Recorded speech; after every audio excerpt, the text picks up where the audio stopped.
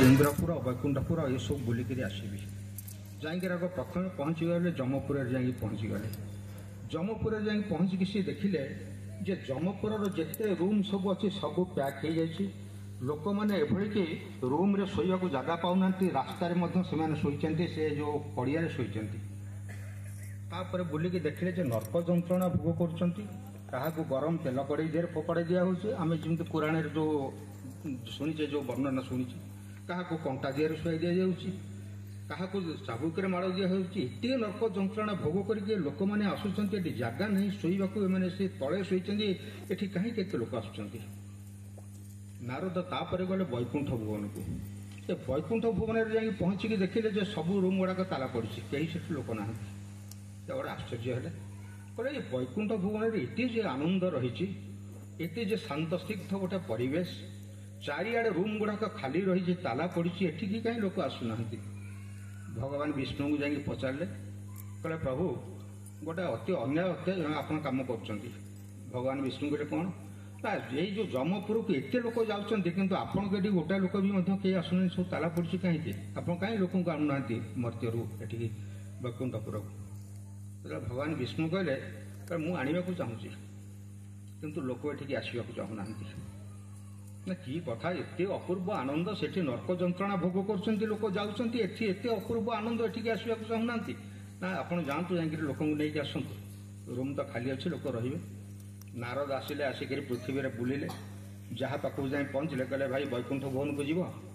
सी कहले कौन ना आज्ञा मो पुआ बाहर रही जी आउ जन पाक जाए पहुँचले कहले कौन ना वैकुंठपुर को जीव ना मोर अमुक कम अच्छे सब एड़े देले नारद कथा कहीं शुणिले नारद बुली बुली हालिया होकर जा पहुँचला को देखले गाँ पोखरी मुंडे गोटे बुढ़ा दे थरुची सी कौन कर जल टेक सूर्य को कहूँ प्रभु आ केते दिन कष्ट भोगी मत चंचल नहीं जा नारद भाविले कौन ना यही लोकटा प्रकृत जीव जहाँ एत बुली बुलिका गोटाए लोक तो पाइली भगवान विष्णु पाखे मुह देखई पारि न था जहाँ गोटाए लोक नहीं जी कहले मो सामू नारद आसचे वैकुंठपुर आपण मो सांगे चलतु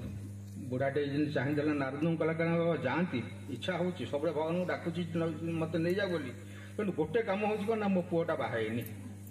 से पुआटा बाहगला मोर गोटे जंजाल छिड़ी मुझे पड़ेबी नारद देखिले कहले हौ समस्ते तो ना कर गोटाए लोक जहाँ थाक दे नारद जग पड़े किछ दिन पर आसिले कि देखला पुआटा बाहा कहले मो सा पुआ बाहगला एथर चलतु ना ये जो बुढ़ीटा अच्छी आजिकल जो भाई भाव में देखुच पिला माने बापा माँ को पचार ना बुढ़ीटा को काले अवहेला करेंगे बुढ़ीटा हैरान हम से बुढ़ीटा मला पर मुझी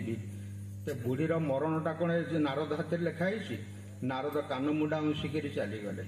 तेणु ये सत्यर रास्ता जीवनर रास्ता सुख शांति आनंदर रास्ता ताकू जेते आह्वान देले आजिकल मनुष्य ताकू चिन्ह पारुनी मनुष्य से अवहेला करके चली मनुष्य से दिग को आग्रह नहीं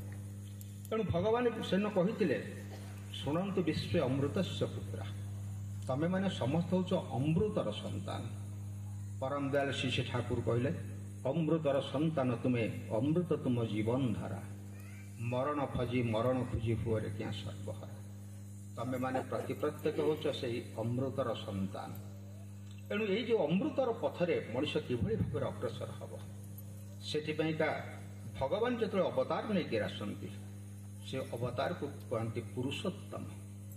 ये पुरुषोत्तम अर्थ हूँ से जुगर जिते पुरुष रही समस्त भितर से होते सर्वोत्कृष्ट सर्वश्रेष्ठ सी निर्भुल पुरुष सी तेणु सी जो आसती से देखती कौन ना ये जीव जगत ये विश्व ब्रह्मांडर समस्याटा कौन है अनेक जिते आसती समस्यार समाधान करने साइंटिस्ट आसे विज्ञान समस्यार समाधान करे दार्शनिक आसे दर्शन शास्त्र कथा कही जाए कहीं कहीं महात्मा गांधी भली लोक आसी जो मैंने कि देश स्वाधीनता करके जाते एम होती सब महापुरुष फुलफिलर द ग्रेट कौन से निर्दिष्ट स्थान काल पात्र ये सब उद्देश्य को लेकिन सी आसती किंतु जी पुरुषोत्तम सी होती फुलफिलर द बेस्ट सी आसती ये मनुष्यर सार्विक कल्याण किभली भाव साधित हम तेणु तांकर आगमन गोटे जुगान्तकारी परिवर्तनर वार्ता नहीं पुरुषोत्तम आसती जिते मर्यादा पुरुषोत्तम श्रीरामचंद्र आसी से वेद वेदांत केवल पुराण शास्त्र उच्चारण भितर थिला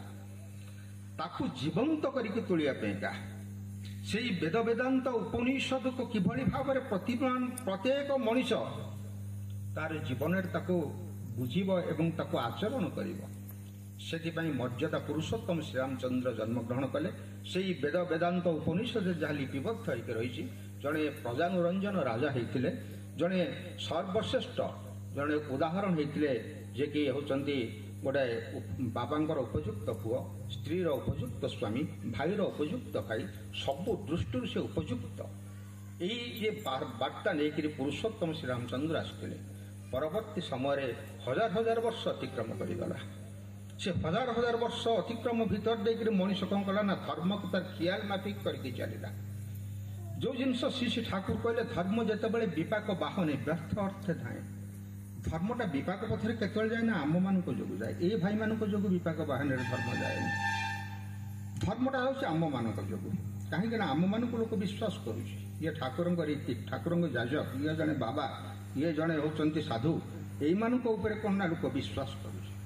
ତେଣୁ ସେମାନେ ଯେଉଁଭଳି ଭାବରେ ଧର୍ମର କଥାଟା କୁହନ୍ତି, ଲୋକମାନେ ତାକୁ କ'ଣ କରନ୍ତି ନା ଗ୍ରହଣ କରିଯାଆନ୍ତି ସେ କଥା।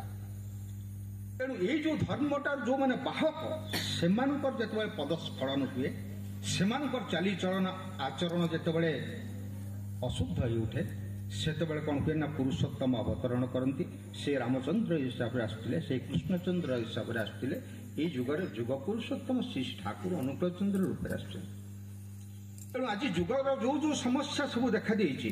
ଏଇ ସମସ୍ୟାର ସମାଧାନ କରିବା ପାଇଁକା ଆମମାନଙ୍କର କ୍ୟାବିନେଟ୍, ଆମମାନଙ୍କର ଯେଉଁମାନେ ରହିଛନ୍ତି ପାର୍ଲାମେଣ୍ଟ, ଯେଉଁମାନେ ବିଧାନସଭାର ସଦସ୍ୟ, ଯେଉଁମାନେ ଅତି ଜ୍ଞାନୀ ଗୁଣୀ ଲୋକମାନେ, ସେମାନେ କେତେ ପ୍ରକାରର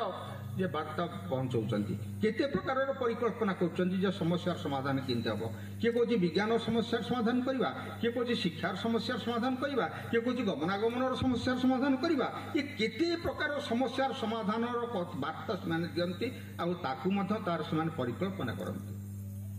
କିନ୍ତୁ ପୁରୁଷୋତ୍ତମ ଯେତେବେଳେ ଆସନ୍ତି, ସିଏ କ'ଣ କରନ୍ତି ନା ସମସ୍ୟାଟା କ'ଣ ସେଇଟାକୁ ଆଗ ଦେଖନ୍ତି, ଆଉ ସେ ସମସ୍ୟାଟାର କାରଣ କ'ଣ ତାକୁ ଦେଖନ୍ତି, ସମସ୍ୟାଟାର ନିରାକରଣ କ'ଣ ତାକୁ ଦେଖନ୍ତି। ଏ ତିନୋଟା ଜିନିଷ ଦେଖନ୍ତି। ଏଣୁ ଏଇ ଯୁଗର ଯୁଗ ପୁରୁଷୋତ୍ତମ ଶ୍ରୀ ଠାକୁର ଅନୁକୂଳ ଚନ୍ଦ୍ର ଯେତେବେଳେ ଆସିଲେ, ସେ ଦେଖିଲେ କ'ଣ ନା ସମସ୍ୟାଟା କ'ଣ। ସମସ୍ୟାଟା ଏଇ ଗାଈ ଗୋରୁ, ଏଇ ପାର୍ଥିବ ଜଗତ ନୁହେଁ, ଏଇ ଯେଉଁ ବୃକ୍ଷ ଲତା, ଇଏ ସମସ୍ୟା ନୁହେଁ। ସମସ୍ୟାଟା ହେଉଛି କେବଳ ମଣିଷର ସମସ୍ୟାଟା। ତେଣୁ ଠାକୁର ସେଥିପାଇଁକା ତାଙ୍କର ସତ୍ୟାନ୍ୱେଷଣ ଗ୍ରନ୍ଥର ପ୍ରଥମ ବାଣୀରେ କହିଗଲେ କ'ଣ ନା ଭାରତର ଅବନତି ହେଇଛି, ଡିକ୍ରିଜ୍ ଅଫ୍ ଜେନେରେସନ୍ ହେଇଛି, ଭଲ ଲୋକର ବର୍ତ୍ତମାନ ଅଭାବ ଦେଖାଯାଇଛି।